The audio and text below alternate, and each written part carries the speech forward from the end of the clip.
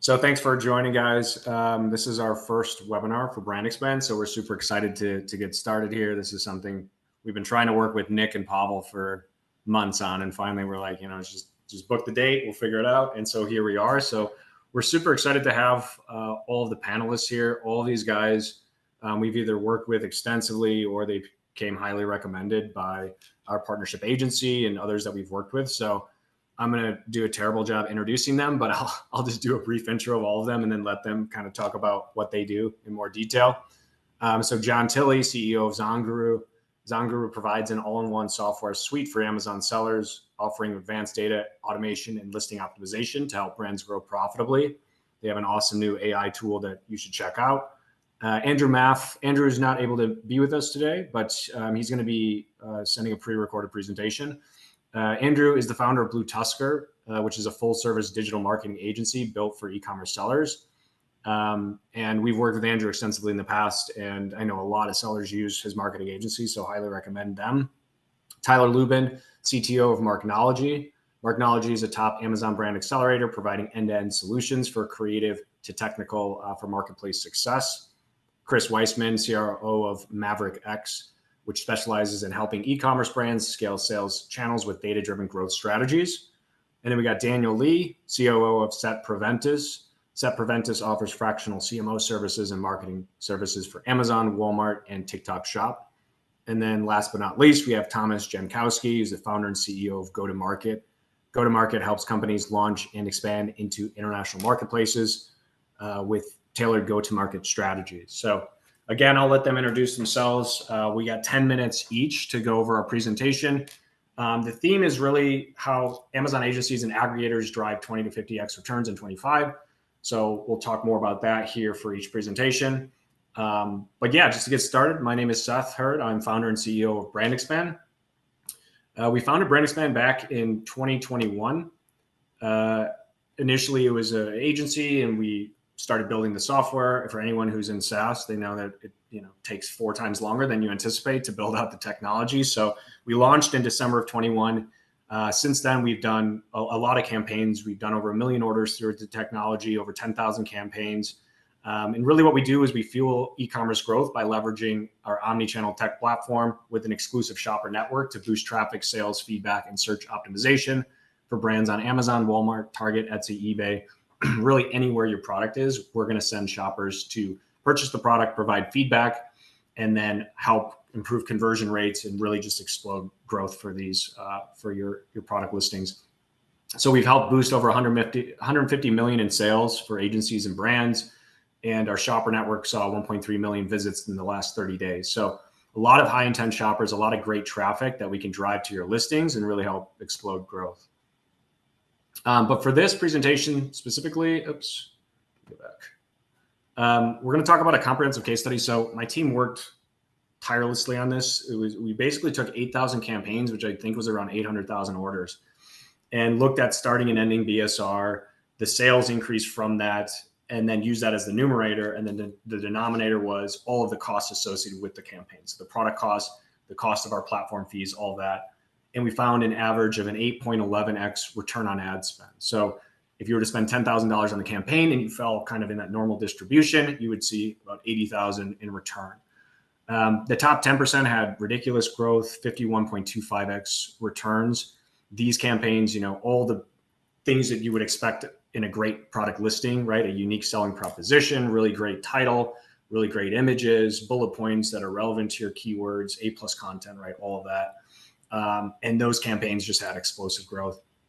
Average BSR improvement was 60%, and average units over a 30-day period is 279. This whole case study was, I think, like 36 pages. So if you reach out to our team and set up a demo, or you just want the full case study, just reach out to us anytime at success@brandexpand.io, and I'll show this at the end to get the details. So from a holistic level, we have our shopper network. So it's really two sides of the same coin. The shopper network, high intent shoppers to drive value to online brands, do market research, product feedback, social sharing, review requests for any of these marketplaces. Primarily, we help Amazon. I think about 60% of our campaigns are Amazon. And then the brands offer discounted deals for the value that is provided. right? And that creates this network effect that helps grow your brands on these channels. So kind of going back to the case study, what was super interesting is these are the top categories. I think they make up about 50% of all of our promotions. In home and kitchen, we saw average ACoS, and I'll show what this looks like in a minute, but the average ACoS across all of these categories is 90 to 100%, which seems counterintuitive. It's like if I'm doing 100%, which is essentially, giveaway, so to speak.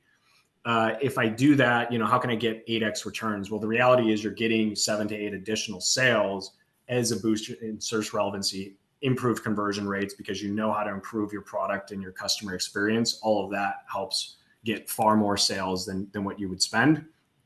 And the average returns for these campaigns for the top 10%, we're looking at specifically anywhere from 36 to 68x. And so, I think about 80% of these were enterprise clients that we work with. So if you come onto our platform, we have 3 different pricing tiers, which I'll cover in a second. But enterprise get a lower rev share, so lower cost. We partner with them, bring them onto a private Slack channel. This is generally where agencies and aggregators fall. And we're able to just take the comprehensive case study results and kind of mirror that with campaigns for them and generate the highest returns. Okay, so why brand expand? So agencies choose us to help clients boost visibility, organic ranking, generate more sales and social proof, accelerate brand growth and buyer acquisition, and leverage AI summarized buyer feedback, which they do on the listing, the pricing, the packaging, post-purchase experience. I'll show you what that looks like here in a second. And the result is new customers, increased sales, higher BSR and returns versus PPC, stronger external traffic signals, better conversion rates, and clear insights on what to improve for both the listing and the product packaging and delivery experience. So really quick, the features that we have. So over the years, we've built a fully automated tool. You can essentially import a product. We don't connect to SP API or any API. It's a standalone solution. It's going to scrape all your details automatically. You can start a launch, push it live, and start getting sales in under 10 minutes. We have buyer purchasing control. So if you want one, individual to buy every 30 days, for example, you can do that. If, for example, you have a buyer that's giving you trouble or whatever, for whatever reason, you want to blacklist them, you can do that. They're not going to see your products. So we have great buyer purchasing controls, custom instant launch timelines and day parting. So we're not just blasting all your products at a certain time every day. We spread it out over the day, and you can choose how many promotions each day.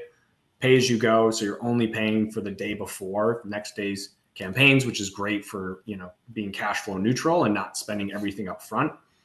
AI powered advanced reporting. So we have a new AI summary tool, which summarizes all the buyer feedback into a nice kind of summarized explanation on what you can improve for your product packaging and whatnot. Dedicated support. We have an awesome success team that can help you, especially on our premium and enterprise level tiers. They're going to really offer exceptional support. And for agencies specifically, this is a great feature, white label dashboard. So you can use Brand Expand as a white label, where essentially we're an extension of your agency. We kind of work in the background, and we serve to do product launches for agencies and aggregators. And then they can send a summary of the launch performance to their client with their own branding. So that's a great new improvement for agencies to aggregators. And then bulk import. If you got a lot of child variations, we can help import those very quickly, sheets and like different types of items that have a lot of child variations. It's just a lot easier to just upload a flat file essentially into our software. So I'm going to blow through a really quick demo. I debated whether to do this, but it's really hard to kind of wrap your head around all of this without doing a quick interactive demo. So if you want a more in-depth demo, please reach out to our team and they'll do that for you. But just really quick, importing a product is super easy. So you just put whatever marketplace, you put the ASIN, for example, on Amazon, import the product. It'll import it within 10 seconds. Choose one of the launches, so promotional claim code or organic launch. Promo claim code is going to use single or group claim codes to disperse to our buyer network. Organic launch is going to be a very organic purchasing experience, which is where most of our clients do product launches. This is the organic launch setup. So a sweet cosmic dog costume if you're launching that. Very easy to import the product and then start the launch. This is step one of the launch creation process. This is the ACoS that you choose. This is the most important part, where you choose generally 90 to 100% is going to be the most common in terms of return on ad spend. Setting up the launch is super simple. So you can choose how many promotions you want to do each day. Every day, we're going to disperse those units using day parting. So it's going to be evenly spread throughout the day. We have the cost calculator at the top, so you have transparency into all of your costs. And then to find the product, the buyers are either going to use organic, where we pull in your title. You can adjust this however you want. They're going to use 2 to 5 keywords from that, or you can use a link. It's going to default to a direct link to the product, or you can use, Pixelfy link, rotator link, whatever you want to get to the product. So whatever you want to choose for whatever marketplace you're on, whatever makes sense, you can put that there. And then for the wallet, very simple to connect a credit card to the wallet, or you can preload it with ACH, really simple to do. Once you submit the campaign, right? So this is the last step to submit. This is what's going to show on the buyer network. So the other side of the coin, they're going to be able to see the product. They're going to be able to go through a process of purchasing it, leaving feedback, and then putting in the order details. And then this is what you see on the flip side. So you see the scheduled units for every day versus the actual, which we were able to sell. And then you get all of this feedback using AI to summarize all of that. And then, of course, you can take this feedback and then improve the product listing or the post-delivery experience for your customer. Here's all the orders coming in real time from our network. So you could cross-reference this with Seller Central to make sure all of these orders are good. And this is the keyword tracking tool that we offer on premium and enterprise levels. So you can put keywords in here and see where they rank. Obviously, this is a best case scenario, but you can see where all your keywords are ranking. Pricing, I'm not going to go into all this because it's a little complicated. We can jump on a demo to go over this in more detail, but we offer 3 tiers. So the free is just like it sounds. You can log in, don't even need a credit card. You're limited on features. The rev share cost is a little bit higher. And then on premium, you get a mid-level support. You get additional features like evergreen, keyword tracking and analytics, higher level support. And then enterprise is generally where a lot of our agencies and aggregators fall. That's where we bring you on the private Slack channel and offer just a higher level of support and lower costs to boost your returns. So again, that was a super quick demo, but I wanted to, kind of show what the software looks like kind of behind the scenes. But yeah, so that does it. So if you click this QR code, you can go and sign up for a free subscription if you want. No credit card, you can get $100 in your wallet. And then go to the upper right of our homepage and click ask for a demo. And our team will run through this in more detail, use the comprehensive case study to kind of advise on what the best launch structure would look like, and then help kind of set you up for success. And if a premium or enterprise subscription makes sense at some point, we're happy to bring you on to one of those. So that's it. I'll leave this up for a second, but that is my presentation. So I will pass it over to Jon Tilley to present for ZonGuru.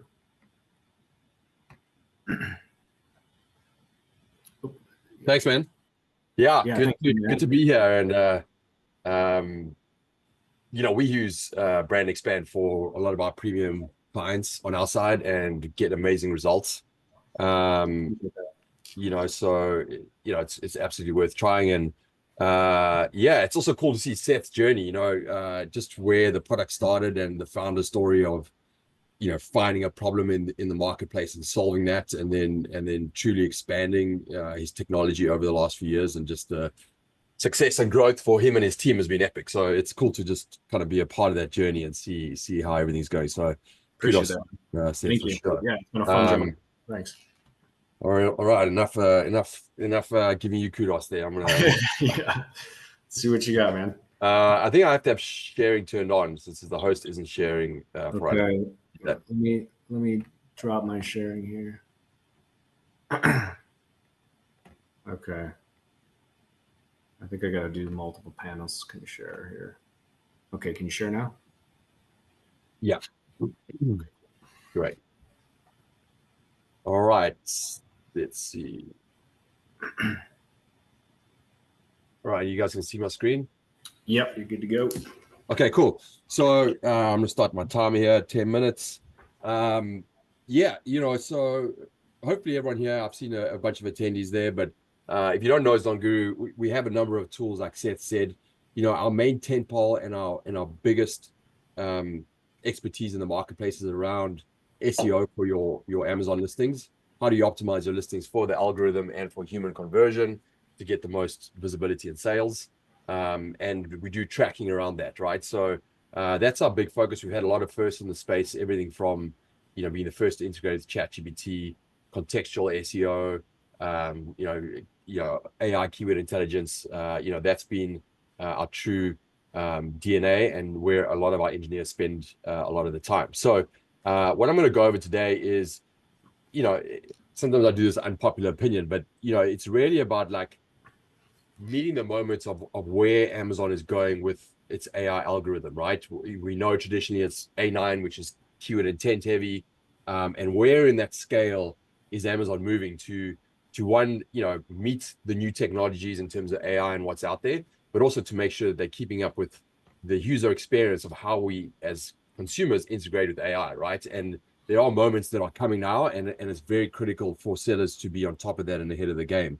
And so the unpopular opinion, or at least the opinion we have, is that the listings that crushed it last year are now misaligned with the growing importance of Amazon's AI algorithm updates, Cosmo and Rufus, right? And so just because your listings have done well, we need to make sure that we are mapping it in the correct way for the latest in the algorithm changes. And now is the time to future-proof those listings. And I'm going to talk to you about how to do that. And I think it's, as I said, I think it's really important to understand that Amazon as a platform is obviously, right? People type in keywords and they search for products. And so how we map to those keywords is obviously critical. And we can do that in a way without keyword stuffing, right? So having the balance of that A9 style, keyword intent heavy focus, but then mapping it with this idea of Cosmo, which is a functional mapping that allows the intelligent AI to semantically match you for a lot more keywords that are in the universe, right? And then obviously Rufus, which is the answer engine aspect of it. That balance is absolutely critical, and we've done a lot of reverse engineering to prove that out and to show how to do that in the best way possible. I'm going to talk about that now. And then of course the human conversion is such a critical piece. And we do a lot of work, especially with AI, that helps to surface those insights. So your target audience, you can connect better with your target audience and get the better human conversion. So pretty exciting. I'm going to show you towards the end how you can access some of the new stuff that we've come up with. And there's a lot of firsts I'm going to be showing you guys here that I haven't shown anywhere else. So this is just a big note to say, at the end of the day, some people don't understand like what is this AI aspect of Amazon. And every day we engage with Google, we do searches, we get this answer engine back, the summaries at the top, we get it from ChatGPT. Cosmo and Rufus are really trying to replicate that within the environment of Amazon, right? And giving that same kind of user experience. Hey, I can search for something, but I can also chat with Rufus and I can get answers back. So, at the end of the day, if your listing doesn't sound like an answer, you don't get seen, right? And these are some critical checks you need to do around your listing. I've got this, which is I'm just going to move this. I don't know if you guys can see this at the top. I'm just going to move it here. Sorry about that. So I've got this PDF, which tells you how to schematically structure your listings to match what is best for Amazon and for LLMs in general. I'll send this to anyone and I'll give you a link where you can actually reply, and I'll send this whole full PDF to you. It's a number of pages long, but you can get the intelligence of like schematically how to map your listings. But the piece that I wanted to jump in today is really just looking at the Cosmo aspect of it, right? Which is, this AI intelligence module that is really trying to understand how can we map you in the best way for all of the keywords that are out there, that people search for to find your product, right? And it's really about like understanding the why people do it, rooted in intention. So keep baby's feet warm, attend a wedding, those kind of things. You must align your listing content with buyer intent, not just product specs. So it's not just the recipe, it's the buyer intent. And we do this when we focus more on brand, right? So you guys are doing this, but what's really important is to understand the technical piece of how to map that out. And I'm going to just jump in and show you that. Again, it's we're seeing it in the data. We're seeing all listings starting to drop in ranking. So it's not optional anymore. You need to future-proof and make sure you have this mapping in place. And it's purely because Amazon, yes, it's intent-based, but it has to keep up with the experiences that are happening in AI and make sure they're ahead of the game. So what does that mean? I'm going to show you quickly what that looks like. These are some of the key things you have to do in the Cosmo specific piece, right? Map listings to buyer intent. There's a thing called the Cosmo knowledge triples. I'm going to show you that in a second. Support both search buyer and co-buyer behavior. And that is critical so that you start to get the expansion of mapping to the right keywords. Use Cosmo relation and tail types. It sounds technical. I'm going to show you. Essentially, if you map for this, you're going to have better visibility, and we see that, right? And this is the mapping, right? This is specifically from Amazon. They gave this paper, and this is how, if you use an intelligent AI, you can check the quality score of your listing to this type of mapping. Hey, do you have functional usage, right? Like peels potatoes easily, right? Or ability, which is capable of holding X, or occasion, perfect for weddings. So this AI engine is trying to see, hey, can I map you to these functions and features and audience and types and usability? And therefore, based on that, we have this universe of keywords we can make sure that you're visible because you have a good matching for that. Here's an example. This is a burger press. He has the typical copy, right? High quality stainless steel, reduced cooking time, smooth and flat surface. Internally on our side, we take that listing and then we check it against the mapping and we see where the gaps are. And then based on that, and obviously Rufus and A9 and human conversion insights, we develop copy that matches and has the quality score for that. So perfect smash every time, fast, healthy cooking, versatile for any surface. These are the kind of things that are critical, but it's got the technical layer, which is important, right? I want to show you this. This is what we've come out with, which is actually in beta. It launches next week, and I'm going to give you a chance to hand raise here if you want to get access to this. It's basically a listing optimization service. So instead of you going in and using our technology and figuring everything out, this is purely like a pay for ASIN. You add an ASIN, and we develop this full number of documents. You actually get 4 documents that come back with all of that intelligence, and we give you the final solution so that you can go and implement this quickly. Because we fundamentally decided to do this because we want to make sure that brands can expedite and be ahead of the game, especially before Q4.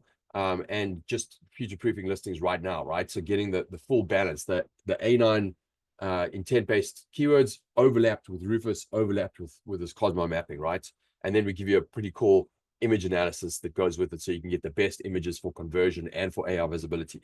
So I just want to quickly show you, and I have a couple minutes here, but this is the kind of example of what you get back.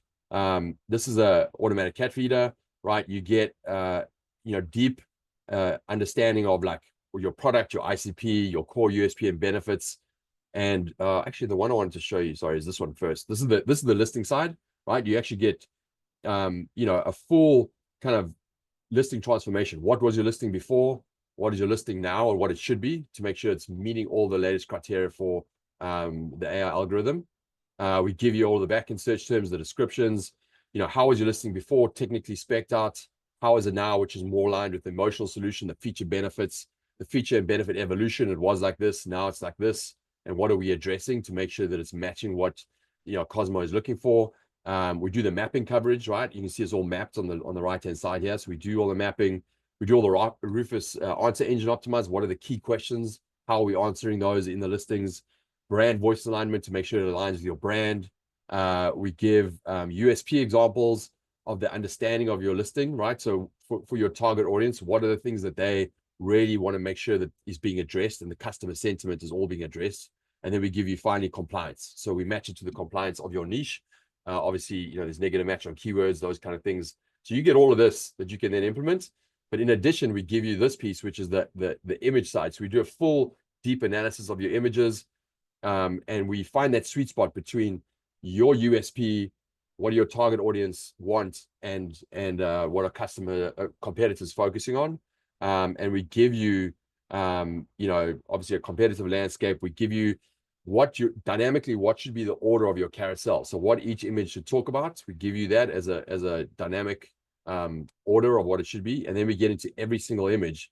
We give you the insights, the visual description of what it should be, what copy should be put into that image, and any technical requirements. And we give you a prompt that you can actually add into ChatGPT, Gemini, Nano Banana, whatever it is. And you can actually get a visual prompt back, which is inspiration for your creative team to do the final image. So a pretty cool, this is the first time I'm showing this to you guys. This is coming out next week. If you guys want to get access to this, this is how you do it.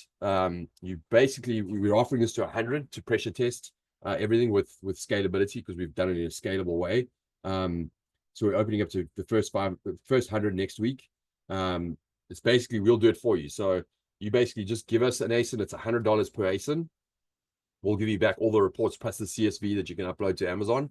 And all you want to do, if you want to hand raise and make sure that you're in that first 100, email support@zonguru.com and put in the subject line, yes, access to Cosmo listing service. It is Cosmo, Rufus, everything else, but just to keep it short, right? So just put that in there. So support@zonguru.com, and then put that subject line, yes, access to Cosmo listing service, and we will put you down for that beta, and you guys can get access. Again, it's our tech, our human team. We'll give you before and after scoring on your listing, the reasons why, plus the image and EBC recommendations, plus the alt text from EBC. We give you all of that for that $100 per ASIN, and you can sign up as many ASINs as you want, and you'll get access, and we'll give it back to you pretty much as fast as you can, and you can upload it to Amazon before Q4 hits, and obviously beyond that, just future proofing for your business. That's it I have for now, and I'll hand it back to you guys. Yeah, super cool. I mean, that listing optimization tool, like something like that 5 years ago would have taken somebody, hours to build out. You know what I mean? Like, and for $100, I mean, just a 1%, if you're doing 10,000 a month in sales, a 1% improvement in conversion rates is going to pay for that. You know what I mean? So it's just super important to optimize keywords and search relevancy for your listings, just to make sure you can get most customers to be able to find you and buy your product. And so super cool tool. Appreciate that, Jon. Yeah, absolutely. And yeah, to your point, like typically it's an average of 2 extra sales to pay for that listing, right? Which is insane. And then obviously we've just done that because we want the traction up front, and we're doing it for the first 100. That's it. And then we're going to open it up to everyone after that. So Sweet. Yeah. I think about like back to 2015. I mean, you would have paid somebody, like it would have taken a week to create that type of report, and it wouldn't be nearly as good, with the software you got. So super cool. Okay, cool. We'll move on to Andrew Maff. I think he's going to show a video, but we'll kind of hand it over to you, Andrew, and let you show what you got at BlueTuskr. Hello, everyone, and thank you so much for having me. I am very sorry that I wasn't able to join today. Unfortunately, when everything got moved around, I had a pre-planned vacation, so hopefully I'm golfing somewhere and having a good time. But I still really wanted to be a part of this because I know how important this is, especially going into Q4. So I want to dive right in because I know I don't have a ton of time. So today I'm going to be talking to you about using the off Amazon audiences and omni-channel strategies to supercharge your Amazon ROAS. I know that there was a bunch of people before me and after me that are all talking about Amazon advertising and how to improve your ROAS. And I wanted to do the same thing, but obviously talk about it in a slightly different way and explain to you how you can actually do this from an off Amazon perspective. So I'm going to stick to some different strategies today to change things up just a little bit. So if you aren't familiar with me, my name is Andrew Maffetone. I'm the founder and CEO of BlueTuskr. We are a full-service marketing firm for e-commerce brands. We solely work with brands that are looking to develop these more omni-channel strategies and look at how they can benefit both on and off marketplaces and develop the business as a holistic way, and also look at their marketing in more of a holistic way. And I am also the host of the e-com show. I interview brands every single week and talk to them about these exact same things and all the fun trials and tribulations of running an e-commerce business. But to get right into it, the reason I like talking about this, these are facts. This is over the past 5 years, Amazon's FBA fees have increased by an average of 10% year over year. CPCs have averaged an increase of 8% year over year, and competition has increased an average of 6% year over year. And at Prosper this year, I had someone from Amazon tell me that 73% of sales last year came from overseas on Amazon US. I take it with a grain of salt, but let's assume it's half. It's still crazy. And so basically what's happening is we're seeing a lot of overseas brands come into the platform, and we're seeing more and more basically reducing costs on prices for the product, which when you factor in increasing Amazon fees, FBA fees, CPCs, but decreasing product costs on average, it is crushing margins. So that's why something like this today, talking about ROAS improvements, is extremely important, especially going into Q4. So how do you combat this? not being so reliant on a single channel is the best way to go, because then you aren't so reliant on one place for revenue to come in. You can look at many different areas. It may not be comparable to Amazon, but at least it's keeping your lights on. In other scenarios, it may far surpass Amazon. But either way, when you start to look at more omni-channel strategies, you see all of the lift. I can never remember what this is, how people say it. All tides rise, all boats rise with this tide. I can't remember what it is, but basically, as the tide rises, everything else rises. And it's a similar concept, right? So looking at marketing from a holistic perspective increases everything. And so here's a few different ways to do it. So one of the main ways is what we used to do, which is use an available on Amazon button. So this is effectively a button that you can put on your PDP directly under your add to cart, where it allows people to go straight to the listing. Now, biggest benefit is you can use an Amazon attribution code. So you get 10% off. It links directly to your listing. And then we say, set up a Google Tag Manager and set up so that that button can be tracked. So you can see how many people clicked on that button. But then at the same time, you can also see in the attribution link, what revenue did you get from it? So using that 2 data points together, you can develop what we call like a click value, right? So on average, out of everyone that clicked over, what is it that we made collectively, right? And so you can feed that data back to Meta, Google, whatever, and start to teach those platforms who is more likely to convert and at what cost. You have to adjust them over time, but it can tell those platforms really well what's working and what's not working. The biggest benefit is you can drive the traffic straight to your listing. So obviously, they're pre-educated because they already learned about the product before they even clicked, because they learned about it on your website. So they're going to convert at a higher rate. So you're bringing in more traffic, faster conversion rates, faster conversions, more reviews. Everyone's happy. Amazon obviously starts to improve your ranking. Plus, you get a 10% referral fee. So it's a fantastic way to just benefit from that. And your consumer has a better experience because they get to shop wherever they're most comfortable. Now, the downside is you're still paying Amazon's fees, right? 30, 35%, whatever it is, your FBA fees all the time. Then you've got, you don't get to keep your own data. Amazon gets it. It is what it is. You really only can pixel them, and that's about it. And you don't really tell these platforms the true conversions. It's really just what you assume. And so obviously you can't retarget them because you don't know who actually converted. So there's no point in retargeting them, because if you don't want to run ads to someone that already did what you're asking them to do, right? So then in January of 2023, that's when Buy with Prime comes out. So Buy with Prime, effectively very similar, but this is a functionality Amazon has that now allows you to have people shop directly on your website and benefit from Prime. It's amazing to help from a conversion rate perspective because people love the added brand awareness of Amazon. It makes them feel more comfortable. Plus, you can bring in all your reviews from Amazon. So there's a huge benefit to it. Now, how to leverage it. So very similar, right? You're going to set up a Google Tag Manager, but it integrates perfectly with Meta, Google, TikTok, you name it, all the retention platforms, Google Analytics, all that fun stuff. So it's telling those platforms exactly who converted, how much they converted for, and you get to keep all of that data. So now you can build out these different audiences and do with it what you will, which I will talk about in a second here. Now, the biggest benefit to this is you get to keep all the data. I love that, right? Name, email, address, phone number, you name it, you get to keep it. Amazon's also getting it, but you get it. So you're earning that data back from Amazon a little bit more. Way fewer fees, right? FBA 30, 35%, whatever it is. This is 3%. It's a 3% commission fee. And then they do an MCF fulfillment. So what I've found is if your product is $25 or less, it makes a ton of sense. If your product is $25 or less, it's hit or miss. Anything over it, way more profitable than selling it directly on Amazon. It tracks perfectly on all major ad platforms, and there's a great way to look at using this data to develop all of your marketing strategies. Plus, the other big side, especially in Q4, is we all know D2C sites about 7 to 10 days prior to like Christmas, you start to see things come down because people don't know if they're going to be able to get it in time for the holiday. But on Amazon, it's usually not until like a day or two before Christmas because they know they're going to get it. Well, now you're getting all these extra shopping days on your own website because you're leveraging Amazon's Prime side. So the big thing was September last year at Accelerate, they announced that they are now allowing you to run ads from Amazon back to your website using DSP. Huge game changer.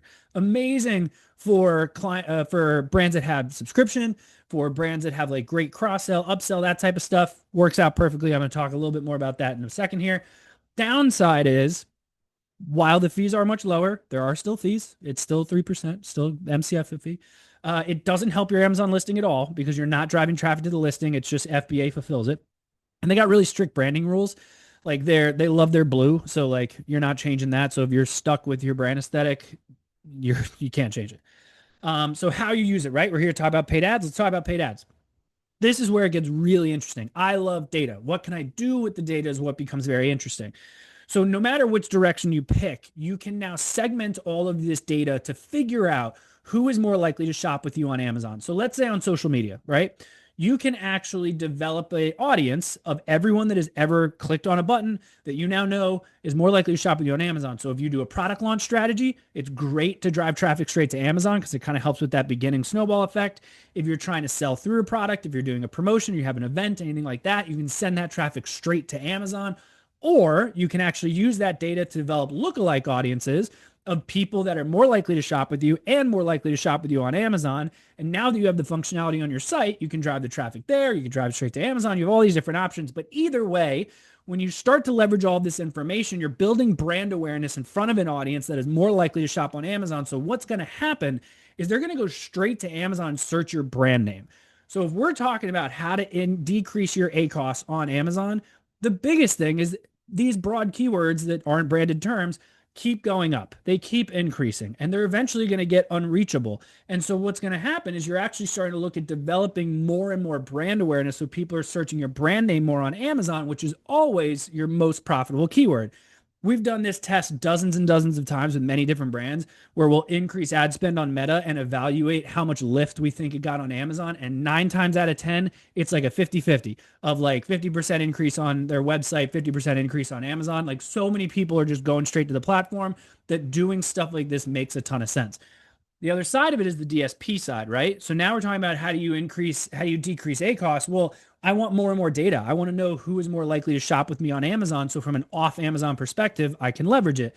Well, DSP is allowing you to really start to use Amazon as more of a customer acquisition channel. So you're actually focusing on those brand terms, and maybe you're actually okay with giving up a little bit more margin for those broad terms because now you're acquiring new customers that you're then going to advertise to come back to your website, whether that's to subscribe, cross-sell or upsell them on something. I know some brands that just do it as like a warranty sort of thing so that they can still get their data back. So it's an amazing way to start getting the data back from Amazon and using that channel as a customer acquisition channel, gaining more information to who more likely to shop with you on Amazon, and develop that kind of cyclical data of just knowing who of your audience is an Amazon shopper. So I felt really bad that I couldn't join today. So I kind of wanted to offer something. We usually do like a paid media review with omnichannel. So basically we'll take one of our paid media experts and they will go through all of your channels with you and evaluate where you can kind of push and pull and start to use some of this data.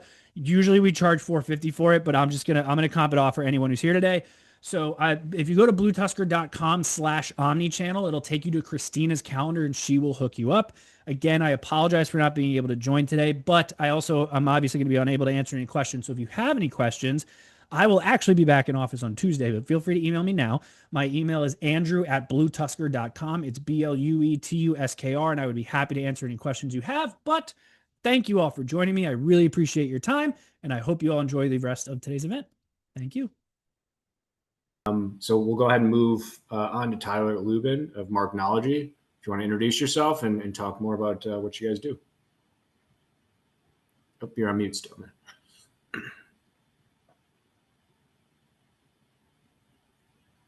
All right. Hey, everybody. I'm Tyler. I work for Marknology as CTO.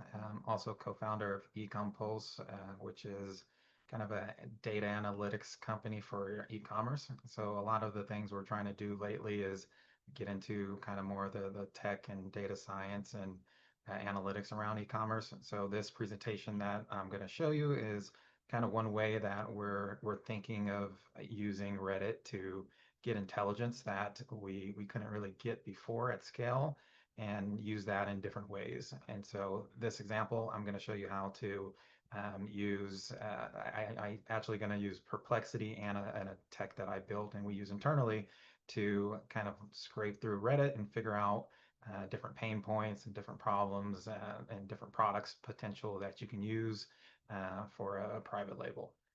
Hey Tyler, can you see if you can turn your volume up on the Yeah. Yes, I can. All right, is that any better? Pretty much the same, but it's all good. Yeah. is what it is. Yeah. Okay, I'll talk louder. Cool. I do talk a little low as well. All right, so to kind of just give you high level of what we're gonna do, and I'm gonna go next, is I do a 4-step process, and the process itself is kind of a conceptually what I kind of want you to understand of the thinking process, because you can do this in a lot of different ways. The first is I want to figure out what is in high demand that people are actually talking about right now. And so kind of conceptually how you would do that is you would look through Reddit, and there's different subreddits which we'll go through where you can see like what people are really in love with, and you can kind of filter by, let's say, the last 6 months. Do any like upvotes that had over 100 upvotes so that you know they really liked it, or over 100 comments. And then you can find kind of the patterns of what is really kind of trending right now. And before, you couldn't really do that because you had keyword search, and people would say different keywords for different things, and it always didn't like make sense, and it would be really hard to track that. So now with LLM models or AI models, you're able to kind of create these semantic groupings of subcategories or different product types that we can then kind of see what is the thing everybody's talking about, what they need. From there, we'll say we identify maybe 5 different topic type or product types.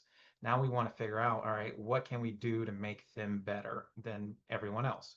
So then Reddit's also really good for figuring out what are the complaints and problems people are having with these different topics or different products. So then I'll go and figure out what are all the failures that are kind of popular. And then I'll be like, all right, now I want to focus on that failure. And that's going to be kind of my product differentiation that will allow me to kind of beat everybody else. So then when I have that, I'm like, all right, now let's figure out if people are going to actually pay for it. And I'll use a subreddit, kind of like Buy It for Life, to see are people actually willing to pay luxury, paying that extra dollar or two to get something premium. And then if that passes that kind of sniff test, then I use all of that data to kind of power my go-to-market positioning. And one kind of cool thing we do is using all of the pain point and conversation and kind of language patterns that people are using, and reiterate it in our Amazon listing so that it kind of really resonates with them, which is kind of also what Rufus and kind of wants, because it's all conversational. So I'm going to show you kind of 2 approaches. One is a technology we built and use internally that I call Cortex, that essentially I go and scrape all of these up front, and then I have all these advanced kind of features that I can do. So I'm just going to kind of go through it, and then I'm also doing an example in Perplexity because the concept is all very similar. So in this example, you'll see that I am looking at the subreddit comments, and I am analyzing, for example, like Ring doorbell. And so in this one, you'll see I'm looking at specific subreddits to figure out what the pain points and problems are of Ring doorbell. And so in this example, I'm just going to do one because we're kind of, we're only at 10 minutes. But normally I'll do this like 5 different products and figure out what's going on. From there, I'll analyze all of the different subreddits, for example, like Good Value, Gadgets, etc., to figure out what are the different kind of product types that people are talking about. Because if they're talking about these, then and then I filter the last 6 months, then I know these are trending product types. And kind of the key here is you don't want specific products.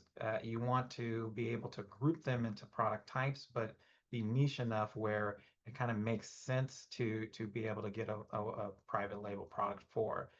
A lot of times you'll find like I'll see here, it's like you have like big name kind of products, which of course you can't really do a private label part of that. So you kind of want to figure out what product types are the ones trending.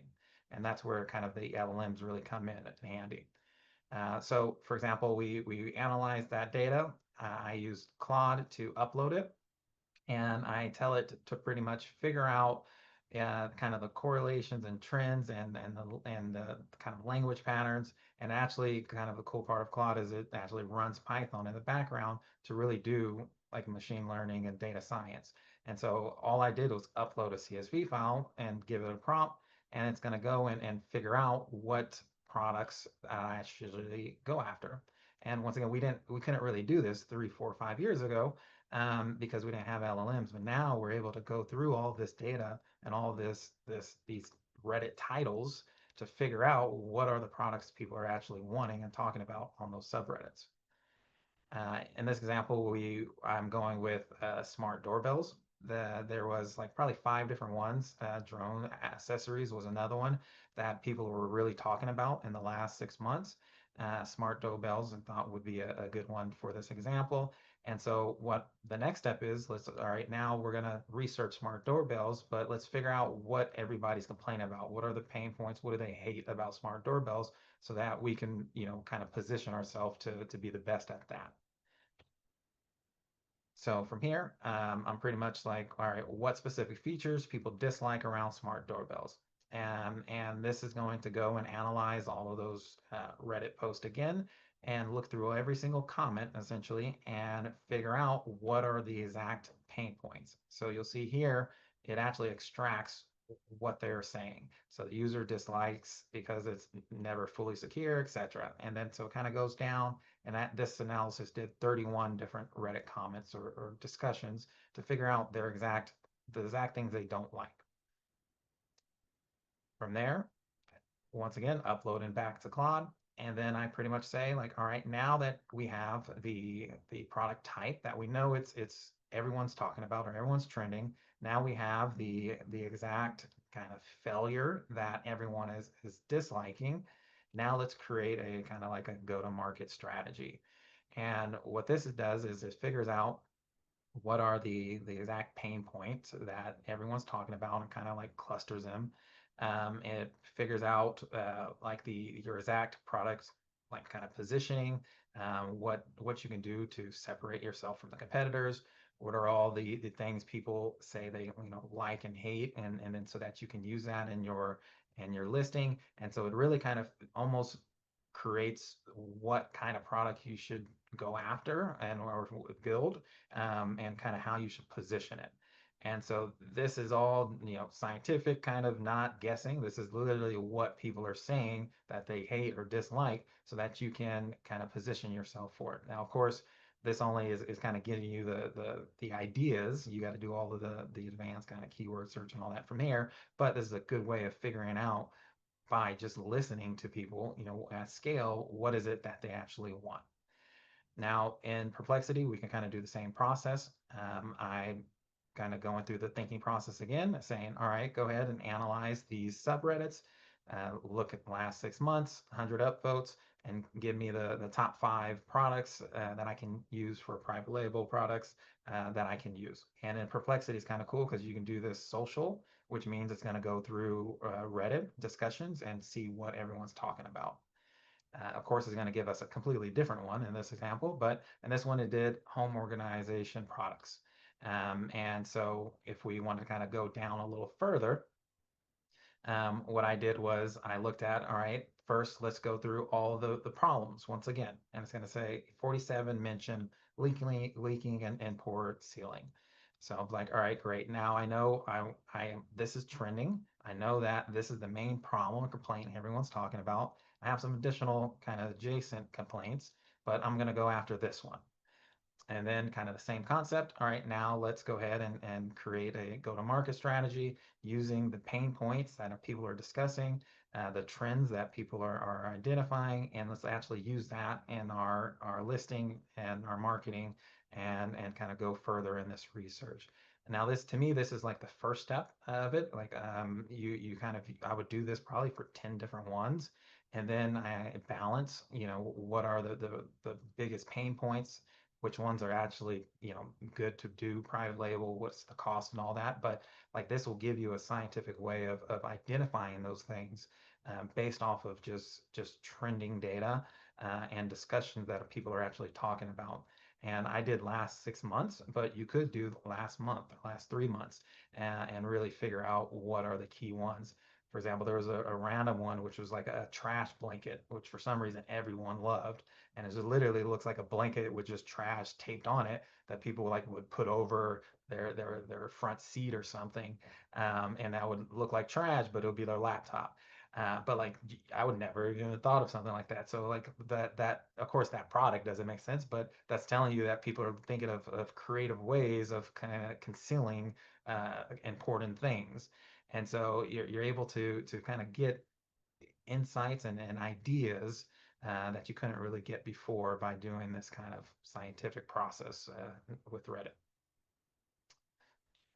Yeah, so that's it. I know I tried to want to go quick because we didn't have a lot of time, but the thinking process is kind of really what I wanted to show you of how you can use public data to kind of scientifically figure out what products to go after, so that it's kind of a for sure thing almost. Sweet. Yeah. Thanks for that, Tyler. It's super interesting. I mean, Reddit's basically just a giant, like, awkward forum, like I'm sure everyone's gone down the Reddit rabbit hole, and to actually comb through all feedback would take, super long just to come back through, all the feedback. It's similar to our AI summarized feedback, except, getting customers' opinion before you launch the product, right? Understanding what their needs are, where other products are falling short, and like, optimizing your chances for having a successful launch just by using that tool. So that's super cool. Appreciate that. For sure. Yeah, and if anyone wants to see kind of the demo of the technology that kind of does that for you, I can send that as well. So just reach out to me on LinkedIn and I can show you that. Awesome. Cool. Okay, we'll go to our next panelist, Kris Weissman, CRO of MaverickX. You want to take it away and talk about what you do? Sure. So thank you for having me. As mentioned, my name is Kris Weissman, the Chief Revenue Officer here at MaverickX. We really specialize in affiliate marketing, working with publishers, creators, YouTubers, you name it, to get products featured within affiliates. Our founding actually was our founder started a company called bestreviews.com, which at one point was Amazon's largest affiliate. Sold it off, bought it back, sold it off again. But during that time, realized there was a gap of brands trying to figure out how to get featured in this kind of content. But then these creators and these publications trying to figure out what should they even feature in this kind of content. And so that's what we were founded. And so what I'm going to go over today is, affiliate marketing's been around for a very long time, but there's been a lot of minor changes that have had large impact over the past really 8 months at this point. So I'm going to share my screen here. Right. The little slideshow here. You can all see this, correct? Cool. Yeah. All right. So backtracking a little bit, what is Amazon affiliate or Amazon Associate Team is also called? It was established in 1996. Combination of websites, videos, blogs that are all driving consumers to Amazon for product purchases. It obviously had a massive explosion in about 2010 when smartphones came about. They came out in 2007, but they're really optimized in 2010, and overall social media exploding. Now, one thing that's a minor key thing here, but it's going to come in fruition later, is the tracking method. Is an Amazon Associates tag, and I have an example tag right here of what they look like. The tag dash whatever usually the associate goes by. Every affiliate is given a commission rate or a rate card based off how much sales and volume that they drive really per month. So if you sign up to be an Amazon associate, your initial rate card is usually between 2 and 3% of every sale you drive. But once you start generating $1 million, $2 million, $3 million, that's when they give you a favorable, larger rate card of around 10%. Some even have more. One thing, and then with that, the Amazon reps provide even more incentives, like, hey, if you drive 2 million, we'll have a rate card more, or hey, these product categories would be an additional rate card associated with that. That's again for any sale that they drive. So if they are featuring one air purifier brand, consumer clicks on that, then they want to purchasing something else, they'll still get paid a commission on that because it's a halo sale, as we refer to it in the business on that end. One thing to note here is it's 24-hour last click sale window. There's a valid reason for this. So if I'm a consumer, click on Forbes best air purifiers, and I click this brand, I have to make the purchase within 24 hours to get credit for the sale with that. Now, if I click on it and then back out, click on a PPC ad. The PPC ad gets credit for the sale, not the affiliate side. It's to incentivize these affiliates to make the purchases happen faster, capitalize on the impulse, so to say. Now, Amazon attribution tracking entered the mix. Now, it's been around for several years. It was really more a way for Amazon to help and brands better track sales coming from off Amazon platforms, like running a Google ad strictly to PDP. Now, for years, affiliates refused to use this just because there's very vague wording within the Amazon Associates program about what tags to be used, how to use it, and things of that nature. It's really kind of a mystery. The wording wasn't clear. So many of them were just afraid to use it. Like, nope, we got the associates, that's it. Brands obviously wanted to use this for two reasons. One, they get a brand referral bonus, pending category dependent, but around 10% is the average to offset the commission cost. They go to the publisher and say, hey, you feature my brand in here, I'll pay you 10% for every sale you drive. It's incentive for the publisher. Hey, get an extra 10%. Brand technically pays nothing at that point. They're getting rewarded by Amazon to do it. But it's also better tracking for brands. The sales are being monitored from the brand's account, so they can validate on their end versus having to have the publisher kind of showcase the affiliate side of things. So around the end of 2022, beginning 2023, smaller affiliates started testing attribution tags. Not just testing, like swapping them, but adding both in. And then it wound up being that it actually tracked the sale both ways. The associate side to see the sale and the attribution side to see the sale. And so this started to spread more and more. So throughout 2023, more and more affiliates started adding it, including some of the larger name publications, because they realized, oh, I'm getting a commission from Amazon, and now I get a commission from the brand that they're getting rewarded back, so they can actually pay me more than they normally would have. So affiliates were able to receive commissions from both brands and Amazon using both attribution and associates tag. Key element here. Attribution tags utilize a 14-day last click sale window. So that's going to play a little bit later. That all come to a screeching halt come December of 2024. I actually remember the day. It was December 14th, and the policy went into place on December 20th. So right before Christmas. Happy New Year, everybody. But basically, they updated the language to stating if you're an Amazon associate, you have to choose which tag you're going to use. Use either associates or an attribution tag. You can't use both. Makes sense. Amazon's almost subsidizing kind of their own purchases and sales. Now, there's obviously many publications and affiliates did a lot of diving into their data of okay, how is this going to affect me? How do I make the choice what I want to do? Most larger publications gave up attribution. Makes sense. They have very high favorable rewarded weight cards that they generate if they generate a sale period from that click, they get rewarded for it. Attribution, they only see the sale from that particular brand. So there could be sales they're missing out on. If their sales start to dip a little bit in the associates count, they lose the rate card. That tends to be tens of millions of dollars they could be losing depending on how much they're driving. So most of the larger publications switched back to associates. This drastically reduced overall commissions to the creators, impacting performance overall, especially those who are utilizing paid means. So Google ads, Meta ads. I'm sure you've done some Google searches and now you see Forbes is running some paid advertising. And Dash Meredith publications doing some advertising. They were able to do that when they're getting double commissions, then it all kind of backed off. So what now for brands? While not being able to utilize attribution tags for large name publications and overall affiliates, this is actually an advantage for you. And here's why. So we took a look at 2 years worth of data. Again, we've been working for large publications for many years. We looked at the data from the associate side and the attribution side, and there was a significant difference in the sales being tracked. One, this is because of the difference in the reporting window, 24 hours versus 14-day. Second piece, the higher the price point of the product, the larger the sale gap. If I'm going to purchase a $20 bed sheet, I'm probably going to make that decision pretty quickly whether I'm going to buy it or not. If I'm looking to buy a countertop ice nugget maker that's $200 to $400, I may think on that purchase before I finalize it and let it sit in the cart for a few days. So when we looked at all the data, on average, we saw a 30% increase in sales reported from attribution than what was reported via associates. And that's on average. Higher the price point, we saw a larger amount. The lower price point, a little bit lower. That's 30% of essentially free sales that you're getting if you have a direct relationship with the affiliate that you're paying on so that they can see.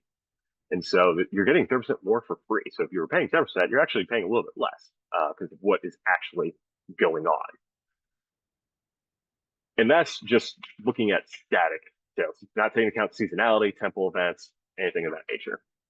Temple events like Prime Day, Black Friday, Cyber Monday, we saw even more drastic data reporting gaps here. So I'll showcase one example from Prime Day 2024.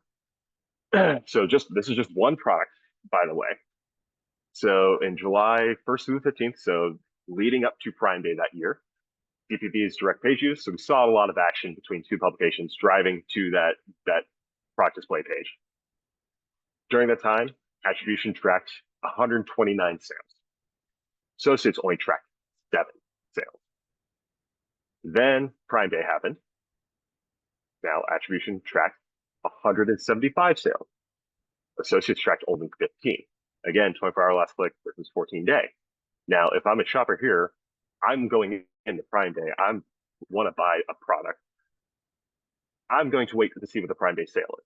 And so I'll click on it, I'll add it to my cart, and wait till Prime Day before I finalize that purchase. So as you can see, there was a lot of traffic during this product leading up to it, almost 10,000 clicks to his product display page.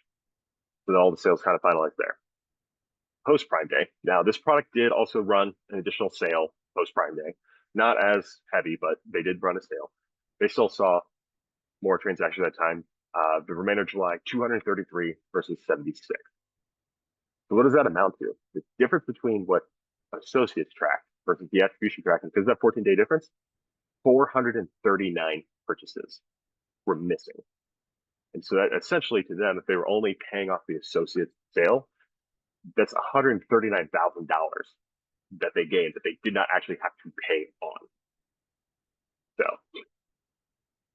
So what are some best practices moving forward? Again, this happened in December, and through all of 2025, it's pick and choose. So first off, identify the type of affiliate you're going to work with. Do they post on social media? Are they traditional SEO publisher? Do they operate in paid ads, etc., evergreen content? Helps you identify a couple things. One, what's the sales velocity and expectation? If it's social media posts or YouTube posts, obviously it'll spike up and kind of come down within instance. But two, also identifies the commission. Little third piece here is also that's where you can work them like how you're going to track it, the associate side or the attribution side during that time. If it's a smaller creator, they don't have as nice of a rate card, they're probably more open to use an attribution tag to get a higher payout because brand gets kickback to provide more to the brand. Now, key piece here, be more aggressive with the commissions for paid affiliates. We see this all the time where a client wants to kind of test the waters, where it's like, hey, I'll offer 10% commission overall to a variety of different affiliates just to see who generates the most sales for me, and then I'll kind of dig in deeper to what's going to do a little bit better for me and offer a little, maybe a commission bump. If they operate in the paid aspects, so Google ads, social ads, you name it, providing them more of a commission kickback, one, ensures consistent sales velocity and scale. These affiliates are very data driven. If they post socially or evergreen content, traditional influencers or YouTubers, they optimize their content on the creative side, what generates the most views and keeps people engaged with the content long enough. The paid affiliates, they're looking at the data daily. How many sales they're generating, what's the conversion rate, and then what's their commission getting based off that, and navigating their pages and what's featured where. We've seen instances where there's a brand name product that is well-known product at the #1 spot, and then Amazon-based product at #2. Well, so the #2 product is converting better than the brand name. Could be price, could be different features, whatever. They'll then immediately flip it, like within the next day. They're very data-driven and how they're operating their content to continue to optimize sales velocity and scale. So with that, they're also usually pretty competitive in nature. And so throw sales tier bonuses. Like, hey, if you drive 10,000 for me this month, I'll throw you an extra $200. If you drive, $50,000, that will throw you an extra $1,000, whatever it may be. But throw them tier bonuses. They do enjoy that. And then understand the affiliate audiences and use that to your advantage to gain new customers or target your existing audience. I'm missing some words there. Another advantage when we were looking at the data for attribution and the associate side is attribution provided new to brand stat. How many sales were new to brand? So hadn't made a purchase of your brand period within the past 12 months. What we saw across the board, 85 to 90% of the sales generated were new to brand. So if you're a supplement or you have a subscription base for your product, like this is very key for you in that regard. And so understand what's their audience. And if you're trying to get into a different audience segment, great, test it out. Or if you know, here's the audience that this is my consumer base of what's my product, great, double down and lean in there. And then AI is continuously referencing affiliate content in its searches for product questions. So it's more important than ever to start working with affiliates if you have not done so already. I have a great example too, where I just pulled up, this is ChatGPT, and I typed in, what are the best air purifiers for my home? One, it's already recommended a YouTube video for me to watch. Two, then it goes into more specifics, but then it has obviously the links to different publications in here, some larger ones like people.com, and then another one here in Tech World, but Trust Verge. This is a small time blog publication, but it's referencing all of this. And people are using ChatGPT to search products, and they still use Google, but they use ChatGPT as well. It's referencing all the same affiliate content for the recommendations here. So more important than ever. So if you have any questions about your affiliate strategy or interested in learning more about everything that's going on, contact my man Luke at MaverickX. He'll gladly set up a free consultation. Sweet. Thanks, Kris. Appreciate that. Super interesting stuff. I'm going to pass it over to Daniel Lee, Set Proventus. Daniel, if you want to introduce yourself. Awesome. Thanks, Seth. Yeah, so my name is Daniel Lee. I'm the COO at Proventus Set Agency here. And we focus on being a fractional CMO with brands on Amazon, Walmart, and TikTok. So on my topic today, let me share my screen here. I wanted to touch on Amazon specifically and talk about growing your first-party sales with, or your sales with Amazon's first-party reporting here. Okay. So specifically referring to Amazon's brand analytics, and there's a few reports that I wanted to kind of touch into to understand your organic performance better. But first, why does first-party data matter? This is data directly from Amazon, so there's not going to be any guessing on, hey, how many clicks did this get? How many searches did this get? One thing to note is this is only organic data, so it's not accounting for any like paid clicks, paid impressions, add to carts, or purchases, but we'll give you a full picture of your organic performance.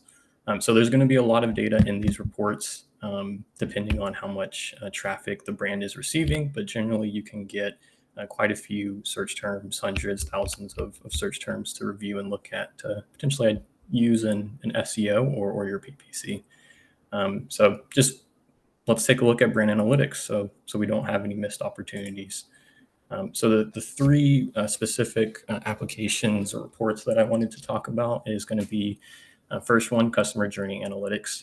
So this one was recently released by Amazon about 6 months ago or so this year, but really cool report. It gives you a summary view of your organic traffic performance in a visual chart.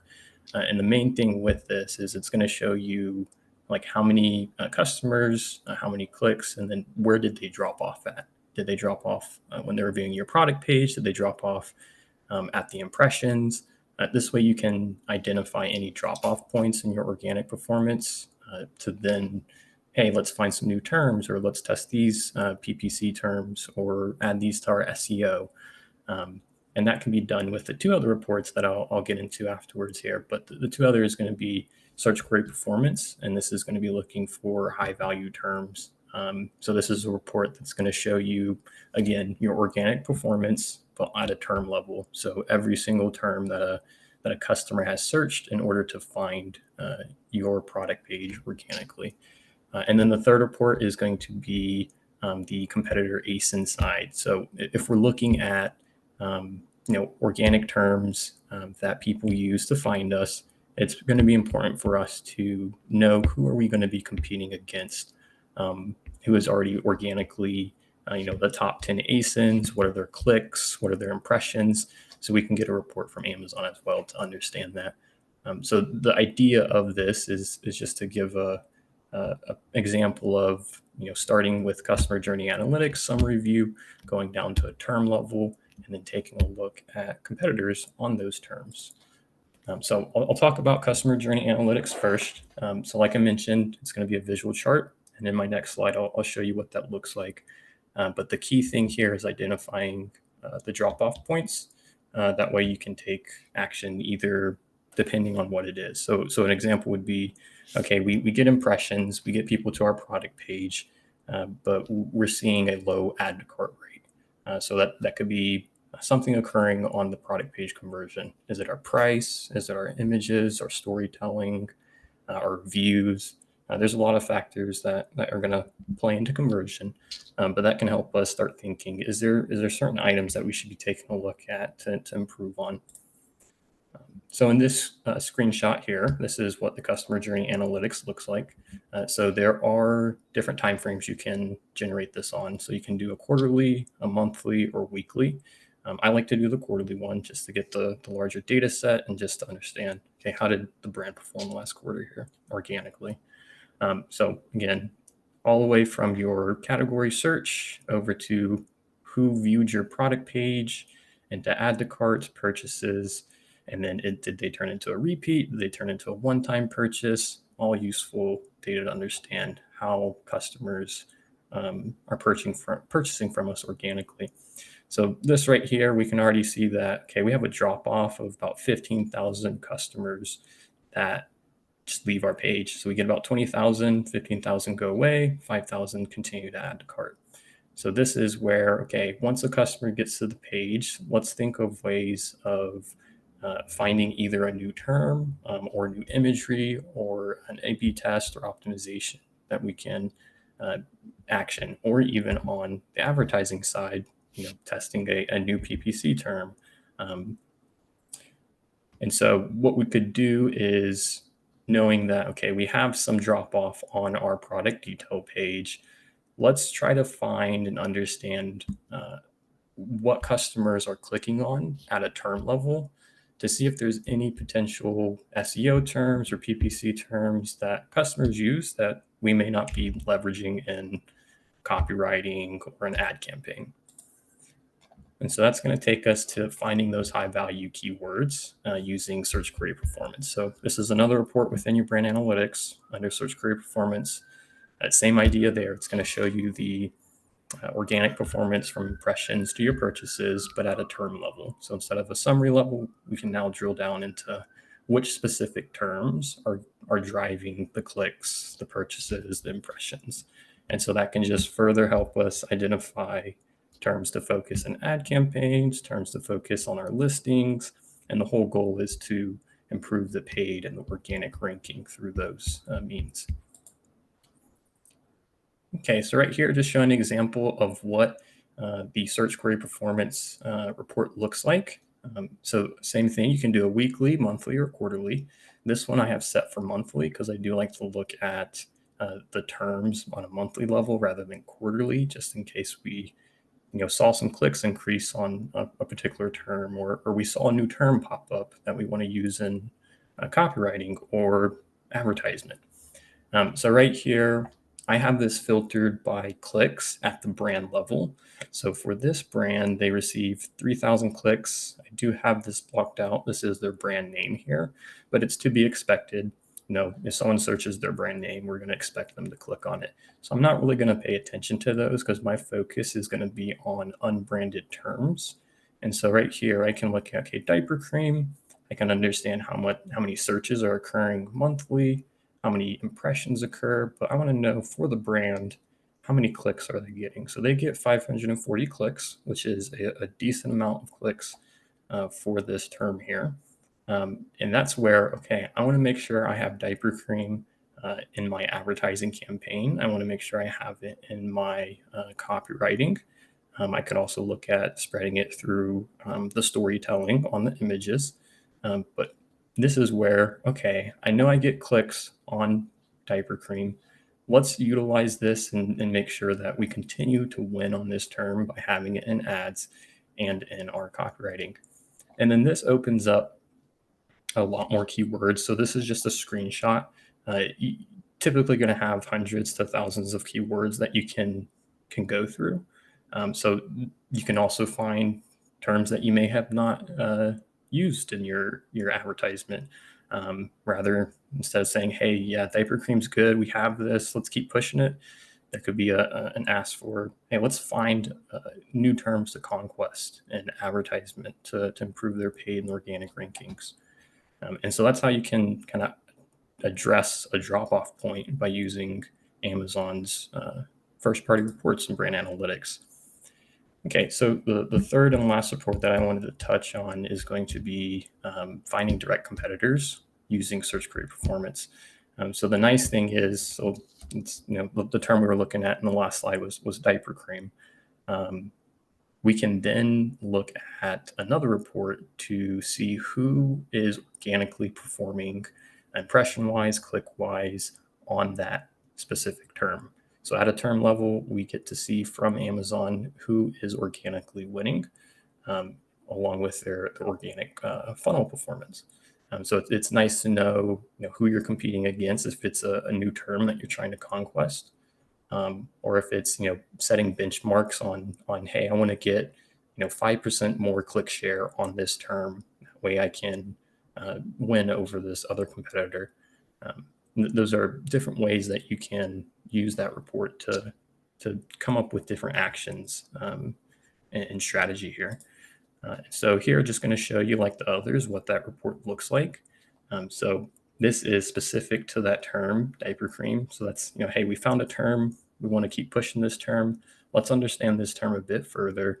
How many, searches, how many clicks? And then the nice thing is, okay, who are the top 10 brands that currently dominate on this organically, click-wise, and purchases? And so we just get to know who the direct competitors you'll be competing against if you're going after a specific term like diaper cream here. And so we want to make sure that we understand what is the current click share among these, because that can help set our own click share.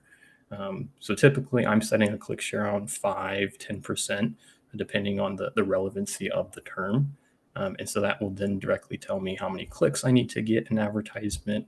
And then I can math out cost per clicks and the amount of clicks to get an understanding of how much spend I need to use on that term. So those are three different reports that I like to take a look at in Amazon brand analytics that really help just give you an understanding of where a brand is at today on their organic performance. How are customers finding these brands? And are there any missed opportunities or terms that we can either conquest or further push just from using Amazon's first-party data? And again, I do want to note this is all organic performance. This is not the paid clicks or paid impressions. That's where I would recommend using the third-party tools that are known out there, like Helium 10, for your keyword research and whatnot. This definitely gives you a good understanding of where brand sits at today on Amazon for their organic performance. So that was everything that I wanted to cover today, and that is one piece of what we do in our audits at SET Proventus here. So if you guys are interested, just feel free to hop over to our website, and happy to take a look at your own brand analytics and provide our insights, or reach out to us on LinkedIn. But yeah, that's everything. Thank you. Sweet. Thanks, Daniel. Appreciate that. Super important to know your brand analytics and dive into those keywords and understand your competitors and how to position your product. So appreciate that. We're doing pretty good on time, so I'll pass it over to our last speaker here, Tomasz Jankowski of Go-to-Market. Go ahead and introduce yourself, and let's see your presentation.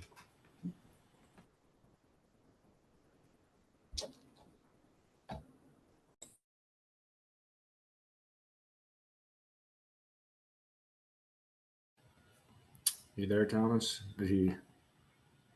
Oh, there. Oh, you're on mute, man.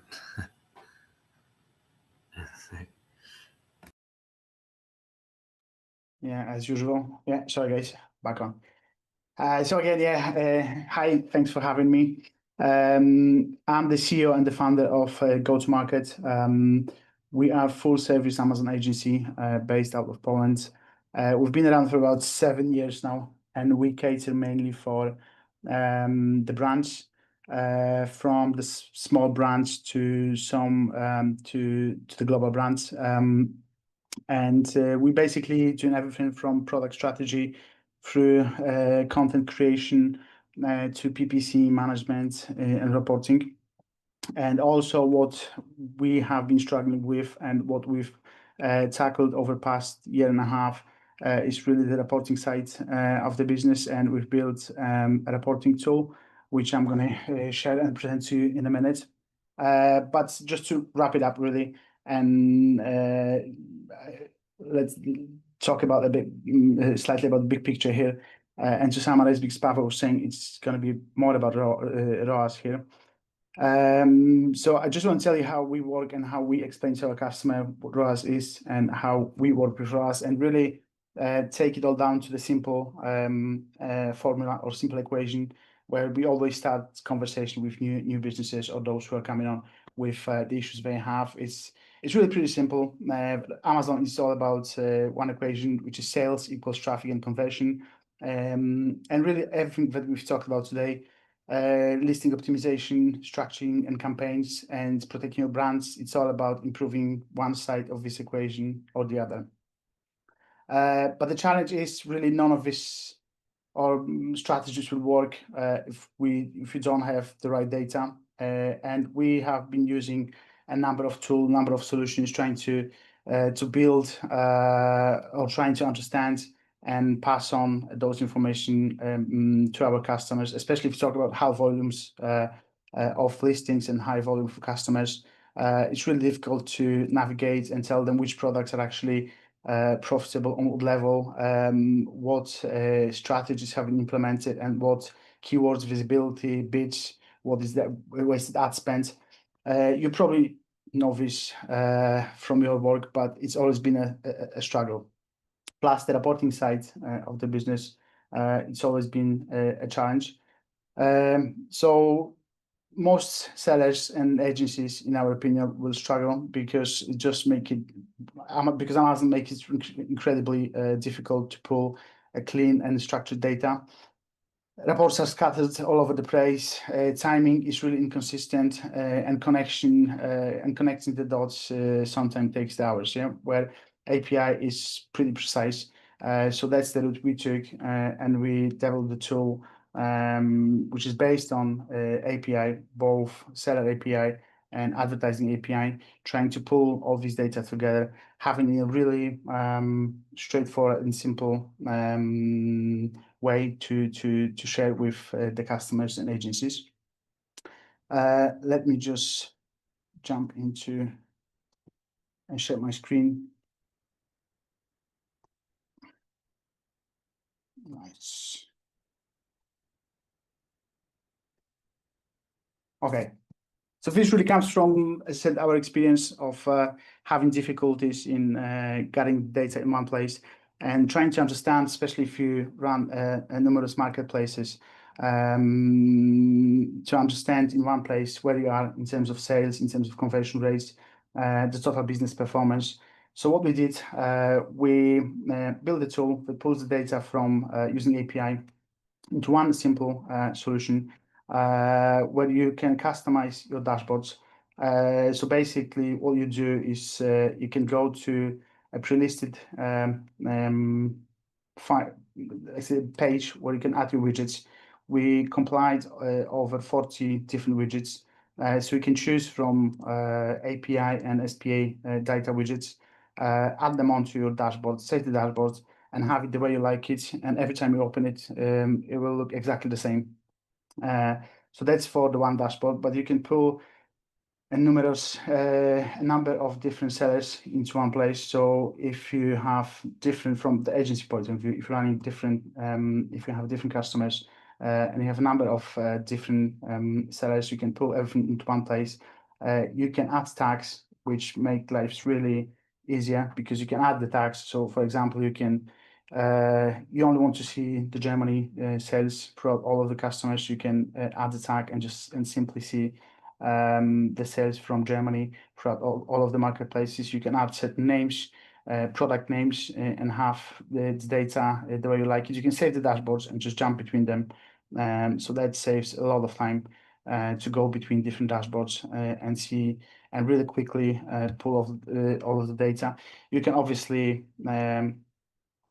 choose different time frames, different currencies, and so on. So that's just a basic overview. When it gets more interesting, it's the insights where we figure out, talking to a number of customers, a number of people who are using Amazon seller on a daily basis. What are the most important things that they're looking at on a daily basis? And we compiled a couple of predefined dashboards where you can see the sales summary, you can see the profitability, inventory management, orders, and so on. And you can really go into the details and see it from the top, from the overview, going down to category, product base. You can download all of the data which you see on the dashboard into either Excel file or a PDF file. So it's really easy to navigate and use. Same goes for advertising. So if you go to advertising, you have the overview, you can drill down to the details, and you can see all the data from in one place. But what gets really interesting is the reporting part, because that's usually quite time-consuming part where you can create the reports, having all this data, which is readily available in API, stored for 12 months going backwards. You can simply add the widgets to the reports, again, choosing from over 40 different widgets, just clicking or dragging the widgets. You can choose your seller or your seller account or customer seller accounts or the marketplaces. It runs on all of the marketplaces throughout the world, so you have all different countries available. Choose your currency, the time frame that you want to see the data, and you can also set the frequency. So that's really a game changer for those who wants to have the reports, ready every Monday morning on the email. You can set those up, and they're going to be sent with a specific set of data on a certain date to a certain email address, and it will repeat on this time.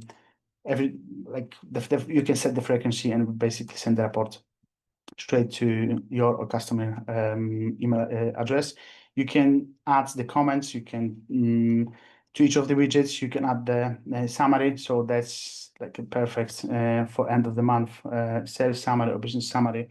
And you can simply process and forget about it. It will send the reports automatically. It will refresh the data using API, and you can have really good, really comprehensive reports in a matter of minutes, really, which can be set automatically and gives a really good and reliable data, since as you know, the Amazon data, it's not exactly the good, let's say, the great working ground. So in terms of data availability and accuracy, this is really reliable, and it can really save the time for both sellers and the vendors and agencies or aggregators who are looking to streamline their work. So the tool, it's actually only just going to be, it was just launched, so it's an invite only for the moment.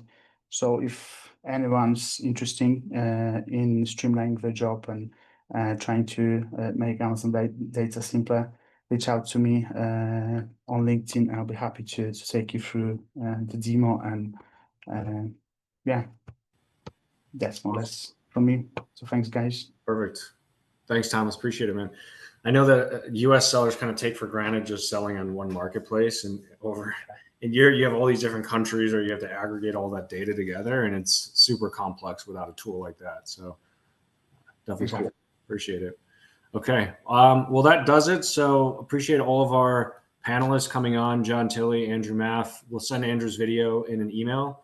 Tyler Lubben, Kris Weissman, Daniel Lee, Tomasz Jankowski. Appreciate all you guys. First webinar for Brand Expand. So it was a privilege having you guys on and presenting. And so I think we'll be able to follow up in about 24 hours with all of the registrants. I think we had a couple hundred registrants, and hopefully we can send the recording to them. And if anybody that's watching wants to reach out to any of these individuals with their agencies, the offers that they have, please feel free to do so.